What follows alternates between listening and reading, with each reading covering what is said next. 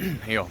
So, been going through a rough patch lately, listening to God. Um,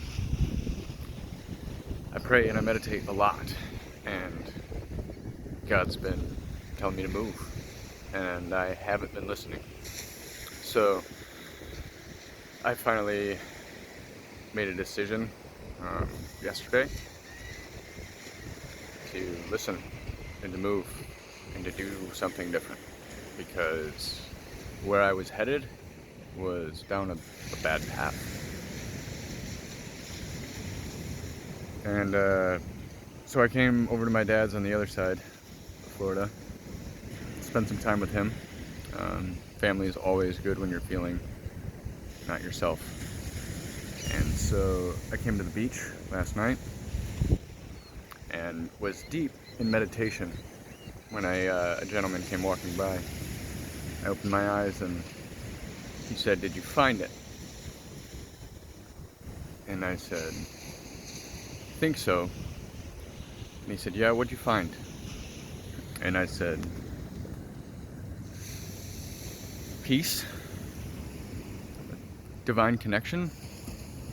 And he said, "That's a good answer. How would you explain that to me?" And I said, "I would explain it as my ideal mother's love."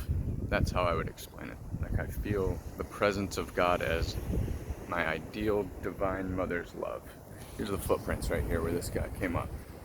You can barely see. He stood right here. I was sitting in the sand. And I just listened to him. And he said, "Okay, can I give you 2 images?" And listen to me, people. This is not like who I was before. I would be sitting in the sand, and if somebody came up and tried to have a conversation with me, I would have ignored them, or just told them to go away, or, just been like, who is this crazy person?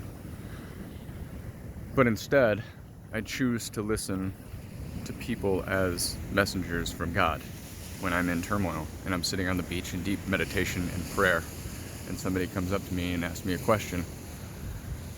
Then I'm gonna follow up.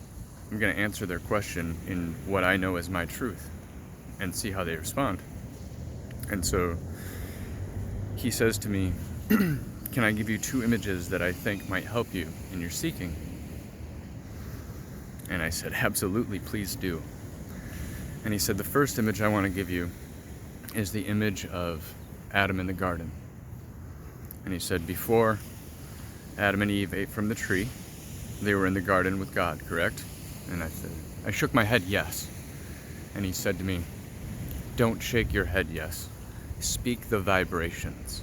Speak the words. Speak yes." And I said, "Yes."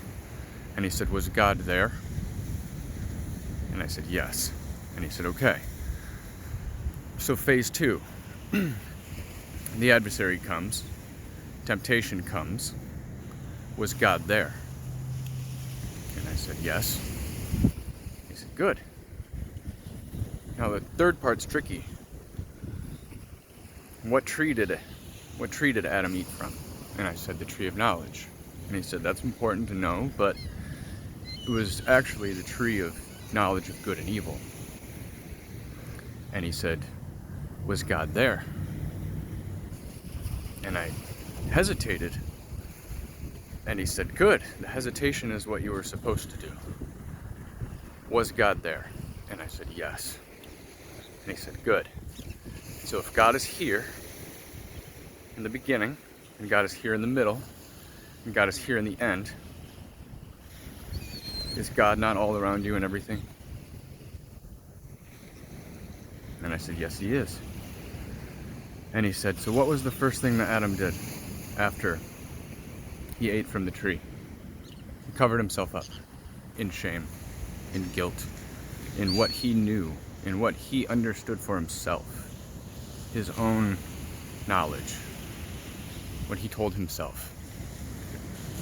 And God was like, "Well, who told you this?" And he's like, "Me, I did."